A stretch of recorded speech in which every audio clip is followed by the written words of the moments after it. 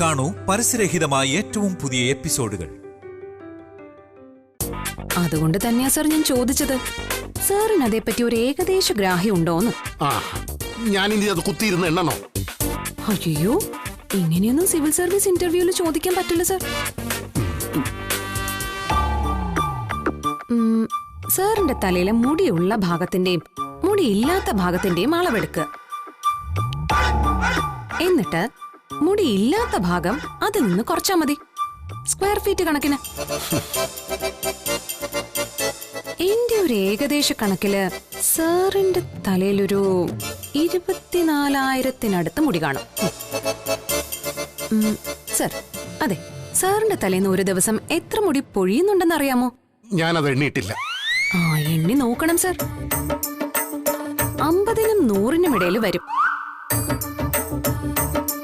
സാരമില്ല, ഒരു പ്രായം വരെ വീണ്ടും വളർന്നോളൂ. മറ്റെല്ലാ ജീവികൾക്കും തന്നെ ദേഹം മുഴുവൻ രോമം ഉള്ളപ്പോ മനുഷ്യന് തലയിൽ മാത്രം മുടി വളരുന്നതിന്റെ കാരണം എന്താണെന്നറിയോ സാറിന്? അറിയില്ല. മറ്റു മൃഗങ്ങളെക്കാൾ മനുഷ്യന് വിയർപ്പ് ഗ്രന്ഥികൾ കൂടുതലുള്ളതുകൊണ്ട്. 30-40 ദശലക്ഷം വിയർപ്പ് ഗ്രന്ഥികളാ മനുഷ്യ ശരീരത്തിലുള്ളത്. കഠിനമായ സൂര്യപ്രകാശത്തിൽ നിന്നും മഴയിൽ നിന്നും സംരക്ഷണം നൽകാനാ മനുഷ്യന് മുടി. വിയർപ്പ് ഗ്രന്ഥികൾ ഇല്ലാത്ത ജീവികൾ ഏതാണെന്നറിയോ സാറിന്?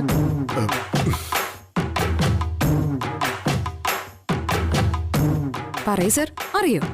സാറേ, വെള്ളം. വെള്ളേ.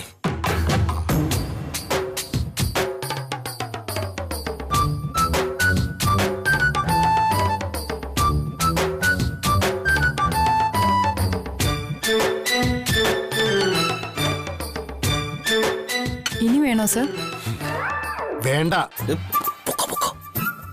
അല്ല സാർ, ഇപ്പൊ എന്റെ ചോദ്യത്തിന് ഉത്തരം പറഞ്ഞില്ല. തൽക്കാലം നമുക്കിതിവിടെ നിർത്താം. പിടിക്കണ സാറേ? ഞാൻ ഒന്നുകൂടി പ്രിപ്പയർ ചെയ്തിട്ട് വരാം.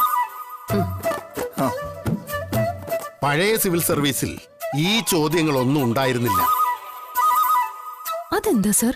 പണ്ടൊന്നും മനുഷ്യന് മുടി ഉണ്ടായിരുന്നില്ലേ?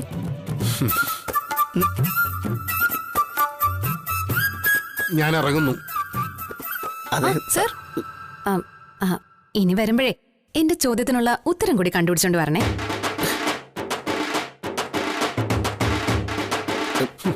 സാറേ, ക്ഷമിക്കണം.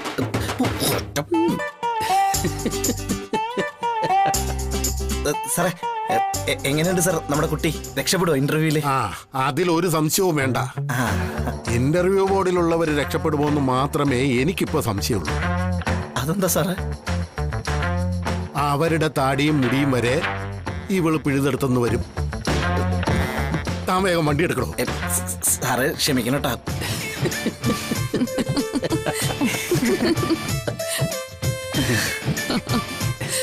എന്റെ മോളെ, ഇങ്ങനെ മനസ്സോറും ചിരിച്ചിട്ട് എത്ര കാലമായി. ഒരു VP നായരും അയാളുടെ ഒരു IAS കോച്ചിങ്.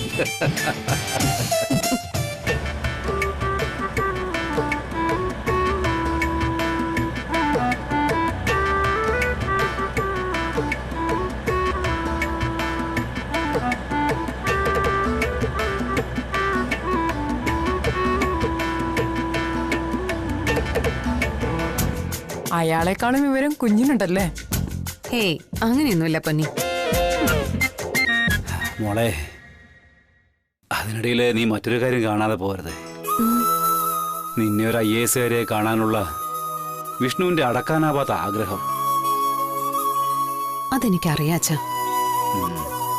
ആ സ്നേഹം അതേ അളവിൽ തിരിച്ചു കൊടുക്കാൻ സാഹചര്യങ്ങൾ അനുവദിക്കുന്നില്ല എന്നുള്ളൊരു സങ്കടം മാത്രമേ ഉള്ളൂ. ഹേയ്,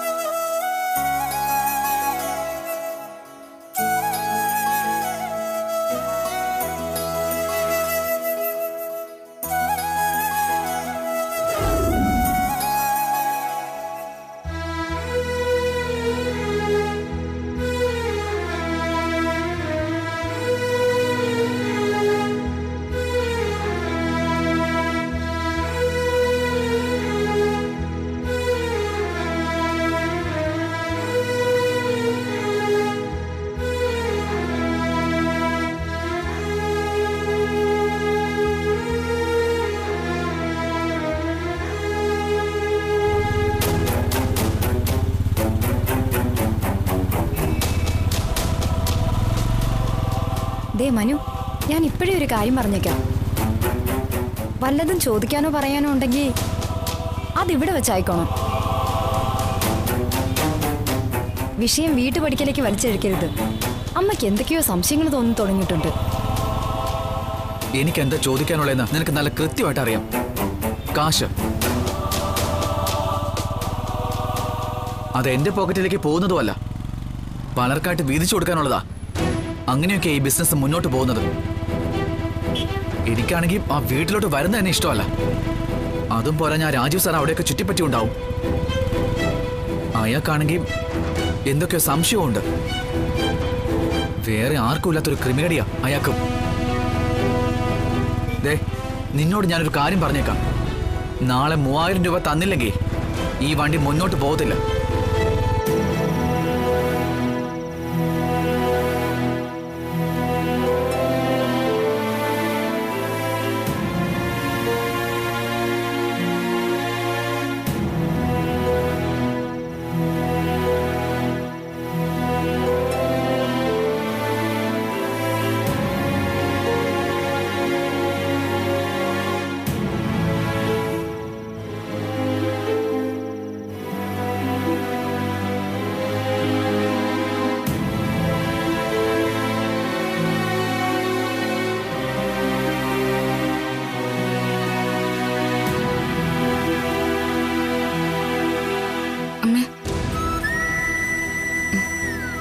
രാജീവ് സാറ് അങ്ങനെ പറഞ്ഞോ?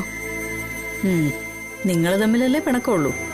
എന്നോട് പിണങ്ങേണ്ട കാര്യം സാറിനില്ലല്ലോ.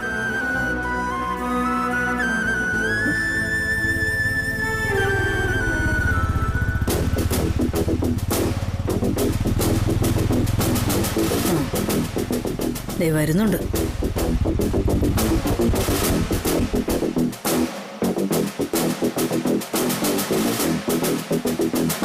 ദേ, വരാന്തി തന്നെ ഉണ്ട് 2 പ്രതിഷ്ഠകൾ. മനു പൊയ്ക്കോ. ദേ, പറഞ്ഞ മറക്കണ്ട, നാളെ 3000. നീ ഇപ്പൊ പോ. നിക്കടാ അമ്മേ. എടാ ഇവിടെ നിക്ക.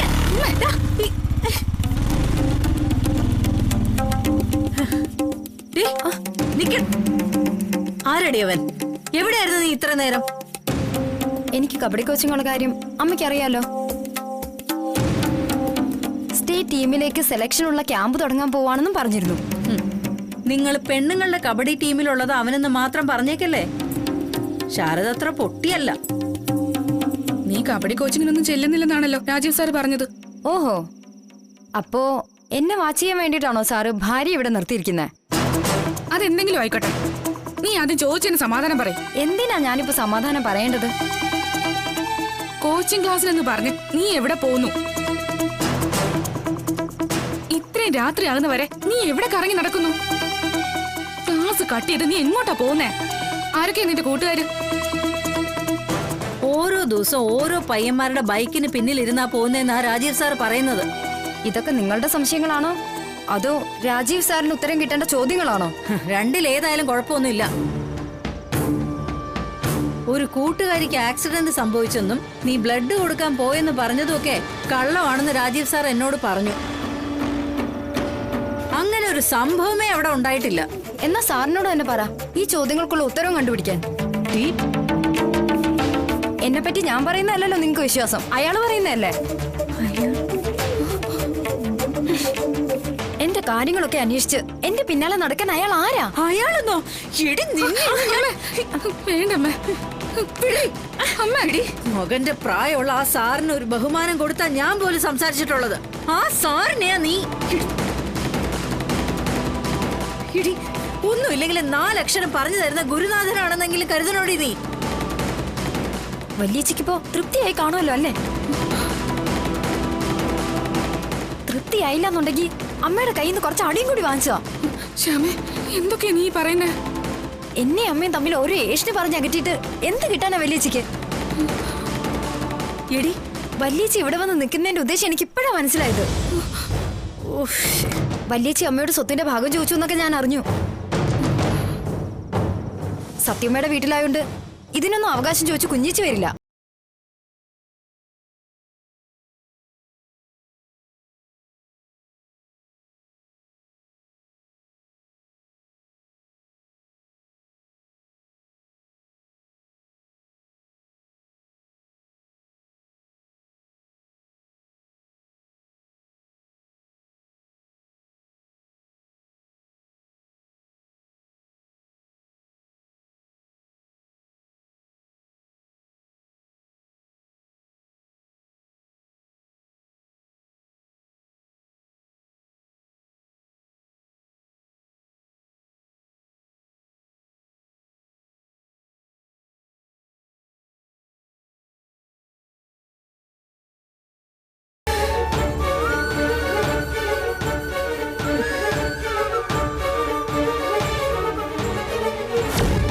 എന്നെ പറ്റി ഞാൻ പറയുന്നതല്ലല്ലോ നിങ്ങൾക്ക് വിശ്വാസം, അയാൾ പറയുന്നതല്ലേ. എന്റെ കാര്യങ്ങളൊക്കെ അന്വേഷിച്ച് എന്റെ പിന്നാലെ നടക്കാൻ അയാൾ ആരാ? സത്യമ്മയുടെ വീട്ടിലായോണ്ട് ഇതിനൊന്നും അവകാശം ചോദിച്ചു കുഞ്ഞിച്ചു വരില്ല. വെട്ടി മുറിക്കാതെ മുഴുവനും വലിയ ചിഹ്നങ്ങൾ എടുത്തു.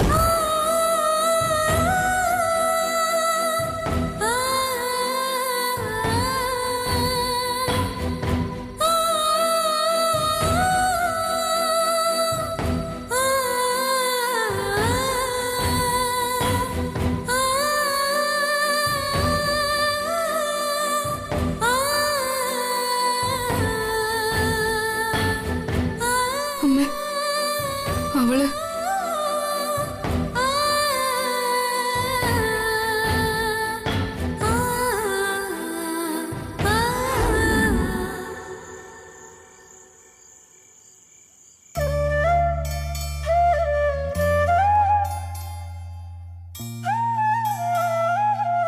താൻ എന്ത് നരകയാതിന് അനുഭവിച്ചെന്നാ ശാരികേ?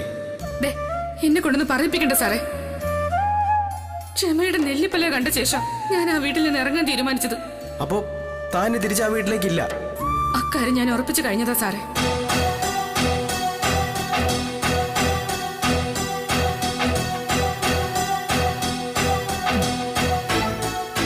എടാ, കഴിക്കാൻ എടുത്തു വെച്ചിട്ടുണ്ട്. കഴിച്ചിട്ട് കിടന്നോ, ഞാൻ കഴിച്ചോളാം. കഴിഞ്ഞ ദിവസം നീ ഇത് തന്നെയല്ലേ പറഞ്ഞത്? രാവിലെ എഴുന്നേറ്റ് നോക്കുമ്പോ ചോറും കറിയൊക്കെ അനങ്ങാതെ അതേപടി ഇരിപ്പുണ്ട്. എന്തിനു വേണ്ടിയിട്ടാ നിന്റെ നിരാഹാര സമരം? ഞങ്ങളെ കാണിക്കാനോ? അതോ ശാരിക വിളമ്പിയാലേ ഭക്ഷണം നിന്റെ തൊണ്ടേന്ന് താഴോട്ട് ഇറങ്ങത്തുള്ളോ? നീ പിന്നാലെ ചെന്ന് വിളിച്ചിട്ടും അവള് വന്നില്ലല്ലോ. അവള് സുഖമായിട്ട് തിന്നും കുടിച്ചും അവളുടെ വീട്ടിൽ കഴിയുന്നുണ്ട്. നീ ഇങ്ങനെ ഒരു മരപ്പൊട്ടൻ. അവളെ ഓർത്ത് ജലപാനം കഴിക്കാതിരിക്കാൻ.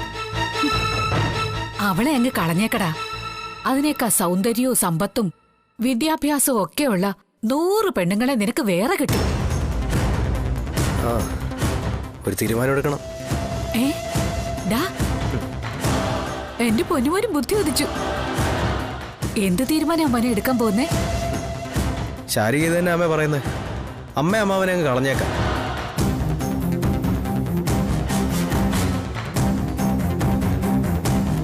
നമുക്ക് സന്തോഷമായിട്ടങ്ങ് ജീവിക്കാം.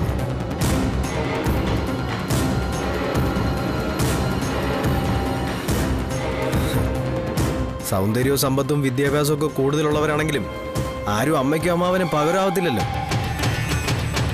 അതുകൊണ്ട് മാത്രം ഞാനൊന്ന് മടിക്കുന്നേ.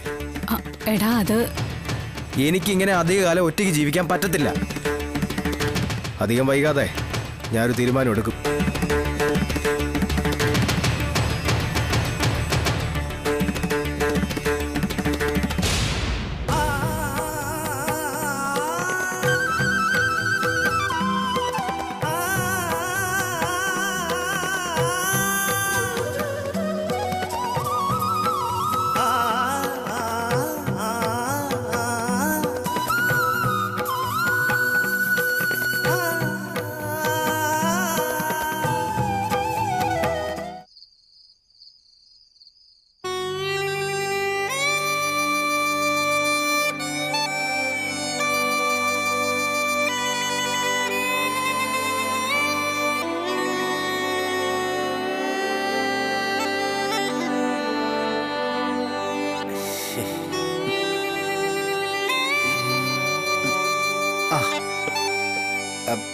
വെള്ളം ഇവിടെ വെച്ചിട്ടുണ്ടേ.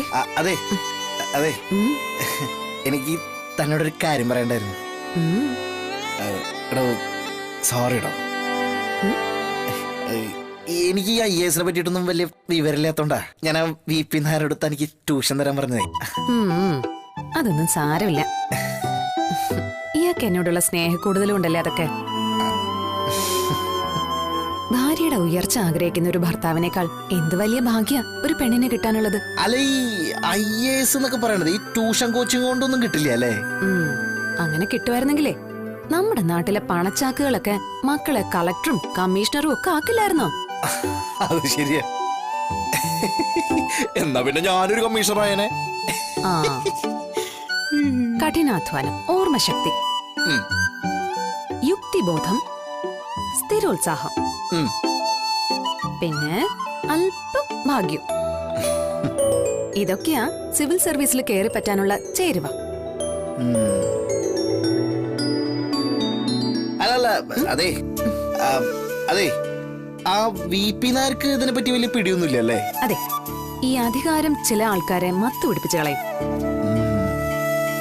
ഒരു സ്ഥാനത്തെത്തിക്കഴിഞ്ഞാ ഇനി ഒന്നും പഠിക്കാനില്ലെന്ന് ഒരു മിഥ്യാബോധം ഉണ്ടാവും. അവിടെ ബൂം, തീർന്നു.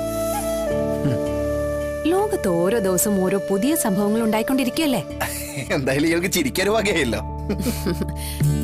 പകുതി ചിരിയും പകുതി സങ്കടവും, ഇതല്ലേ ജീവിതം. അല്ല, ഞാൻ വന്നപ്പോ തൊട്ടേ ശ്രദ്ധിക്കുക, ഒരു സങ്കടത്തിന്റെ നിഴല് കിടന്ന് കളിക്കുന്നുണ്ട് അയാളുടെ മുഖത്ത്. എന്താടോ നിന്ന ഇയാള് പറഞ്ഞിട്ട് പോയാ മതി. എന്താ കാര്യം? എന്താ പറ, എന്താ?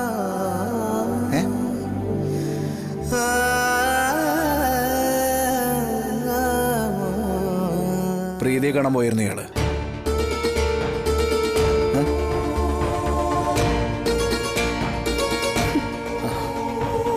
ബാക്കിയൊന്നും പറയണമെന്നില്ല. സംഭവിച്ചത് എന്താണെന്ന് എനിക്ക് മനസ്സിലായി. ഷാലിനി, ആ പേര് മനസ്സിൽ നിന്ന് അങ്ങ് മായ്ച്ചു കളഞ്ഞേക്ക്. നമ്മളെ സംബന്ധിച്ച് അങ്ങനെ ഒരു ആളില്ലെന്ന് വിചാരിച്ചാ മതി.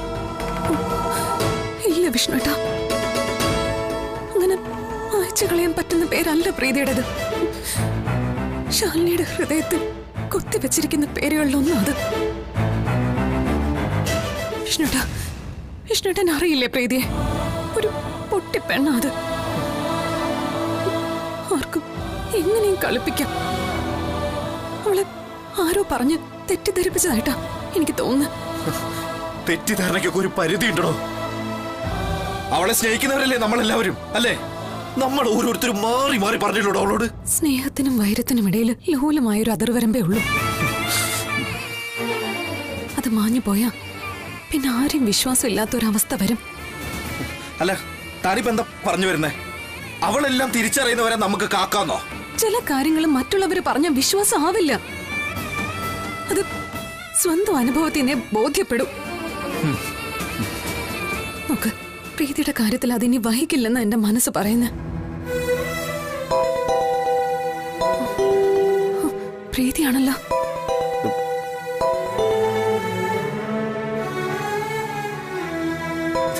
പെട്ടെന്ന് ഞാനേ ഇത് സ്പീക്കറിലിടാം.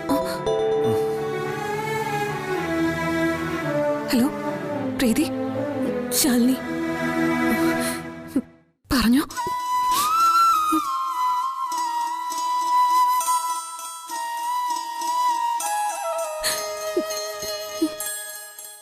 പ്രീതി, ഹലോ ശാലിനി,